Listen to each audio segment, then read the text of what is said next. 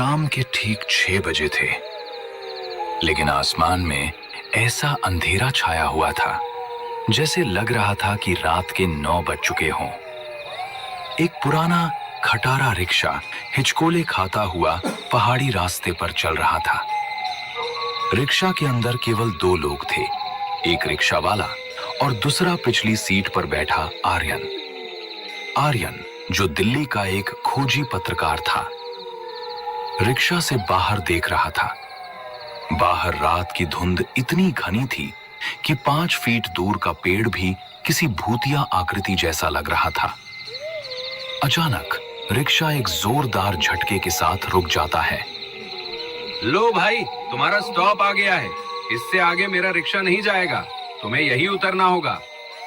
भाई साहब, लेकिन नक्शे के हिसाब से काली घाटी गांव अभी भी यहाँ से 4 किलोमीटर दूर है, और आप मुझे यहाँ बीच में डरावने जंगल में क्यों उतार रहे हो? रिक्शा वाले ने अपना सिर घुमाया और आर्यन की आंखों में देखा। उसकी आंखों में एक अजीब सा डर था। उसने रिक्शा के हैंडल को कसकर पकड़ रखा था। बेटा, तुम यहाँ नए हो क्या? इस रास्ते पर शाम ढलने के बाद कोई भी गाड़ी या इंसान काली घाटी गांव की सीमा पार नहीं करता। वो सामने जो पुराना बरगद का पेड़ देख रहे हो ना बेटा, उसके पार करते ही काली घाटी गांव का रास्ता शुरू हो जाता है। मेरा रिक्शा उस रास्ते से नहीं जाता। अरे तो भाई, मैं 4 किलोमीटर इस जंगल के रास्ते से इतनी रात को मैं क्या चल कर जाऊंगा क्या? और आपको डर किस बात का लग रहा है? इस रास्ते से क्या डाकू रहते हैं क्या? रिक्शा वाले की आंखों में अब और भी गहरा डर उतर आया था। उसने कांपती हुई आंखों से बाहर इशारा किया। उसकी नजरों में दया नहीं बल्कि चेतावनी थी।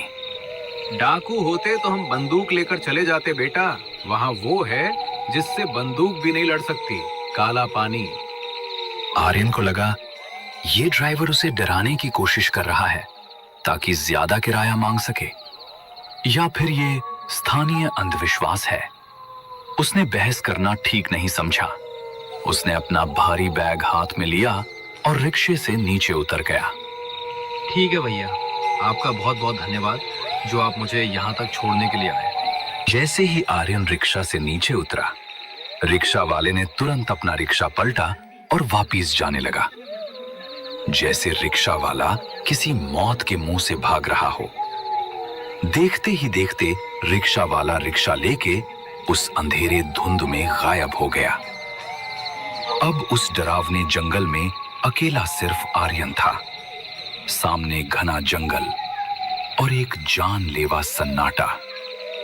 ठंड इतनी थी कि आर्यन की हड्डियां तक जम गई थीं। उसके बैग में जो टॉर्च थी वो उसने जलाई और आगे रास्ते से चलना शुरू किया। रास्ता पथरीला, कांटों भरा था और दोनों तरफ ऊंचे ऊंचे पेड़ थे। चलते हुए आर्यन को बार बार लग रहा था कि झाड़ियों के पीछे कोई चल रहा हो। पत्तों की आवाज उसके कदमों के साथ ताल मिला रही थी। चलते चलते आर्यन खुद से बातें कर रहा था। किसी ने दरवाजा खटखटाया। तभी अचानक आर्यन की आंख खुल जाती है। सन्नाटे में वो आवाज बहुत तेज लग रही थी। आवाज खिड़की से आ रही थी। उसने अपनी घड़ी देखी। रात के 2 बज रहे थे।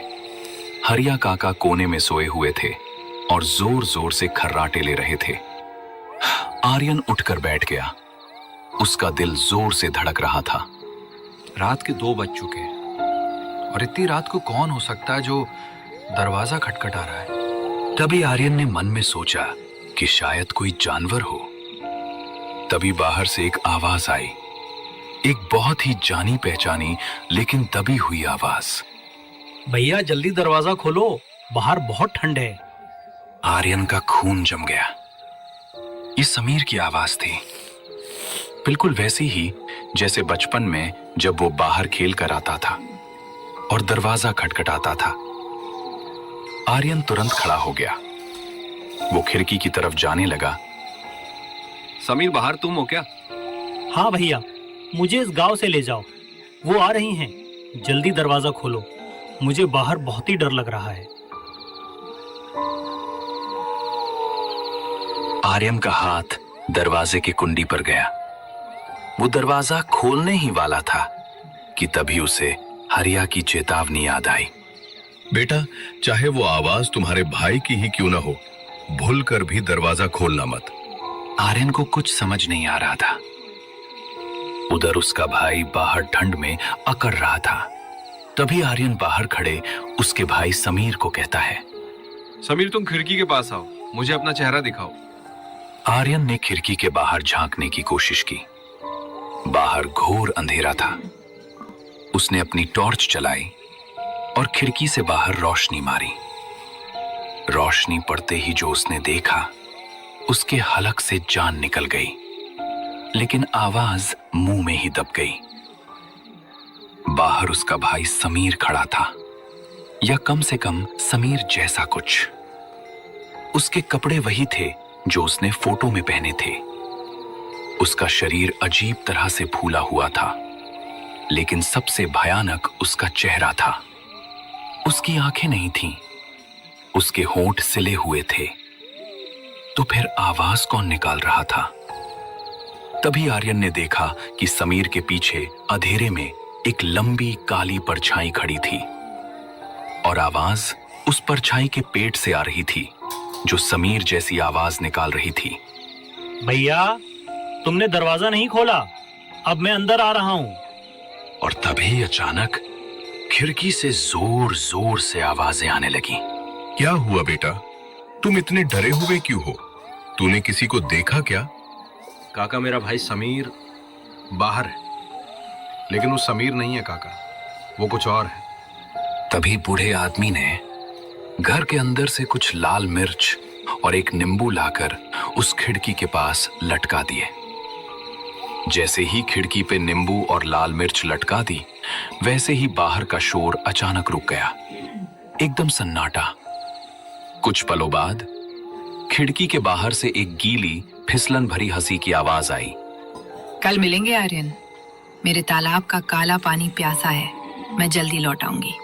उसके बाद कदमों की आवाज दूर जंगल की तरफ जाती हुई सुनाई दी। आर्यन पसीने से तरबतर हो गया था। उसे अब समझ आ गया कि वो किसी साधारण गुमशुदगी के मामले को सुलझाने नहीं आया है।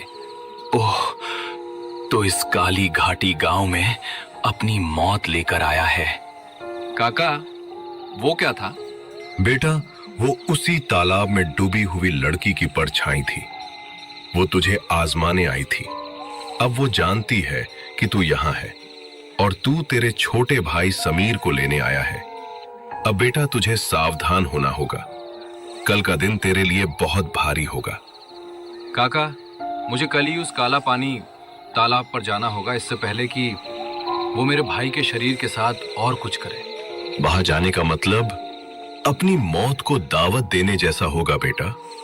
काका, मेरी मौत तो तब होगी जब मैं बिना कोशिश किए वापस चला जाऊं। काका, सुबह होते ही हम काला पानी तालाब के पास जाएंगे। ठीक है बेटा, तुम इतना कह रहे हो तो हम कल काला पानी तालाब के पास जाएंगे। अब रात बहुत हो गई है, थोड़ी ही देर में सुबह हो जाएगी। जैसे ही सुबह होती है हम निकल जाएंगे।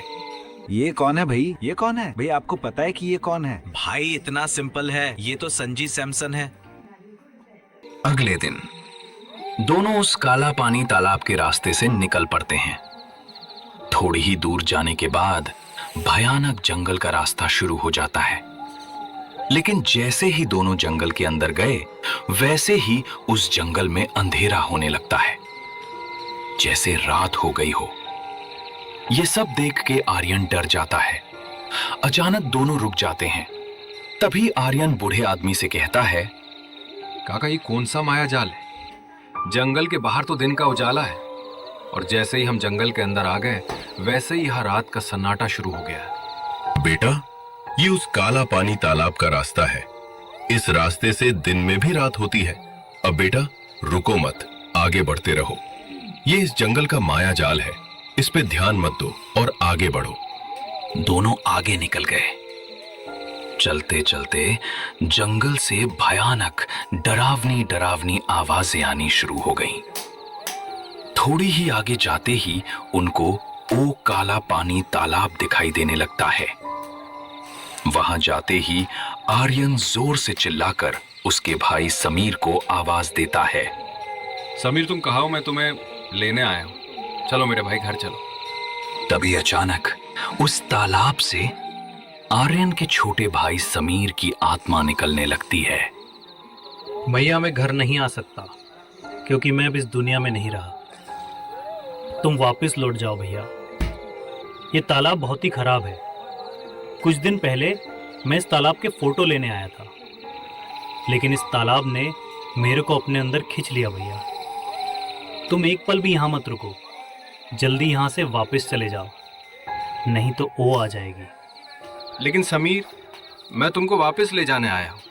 तुम मेरे साथ घर चलो। भैया मेरे पास ज़्यादा समय नहीं है। मैं जल्दी ही इस काला पानी तालाब के अंदर चला जाऊंगा। वो आए उससे पहले तुम यहाँ से वापस लौट जाओ। इतना बोल के आर्यन के छोटे भाई की आत्मा उस काला पानी तालाब के अंदर चली जाती है। अपने भाई को दूर जाते हुए देखकर समीर रोने लगता है, लेकिन आर्यन के पास कोई उपाय नहीं था। बेटा, जो होना था सो हो चुका। अब तुम अपने गांव वापिस लौट जाओ, क्योंकि तुम्हारा भाई अब तुम्हारे पास कभी वापिस नहीं आएगा। अब हमें यहां से जल्दी निकलना होगा, नहीं तो वो तालाब के बाहर आ जाएगी। तभी वहां से दोनों वापस लौट जाते हैं। कुछ देर बाद अपने छोटे भाई को वापस लिए बिना आर्यन दुखी मन से अपने गांव वापस लौटने लगता है। आखिरकार इतना ढूंढने के बाद भी आर्यन का छोटा भाई उसके साथ नहीं लौट पाया। मिले जब से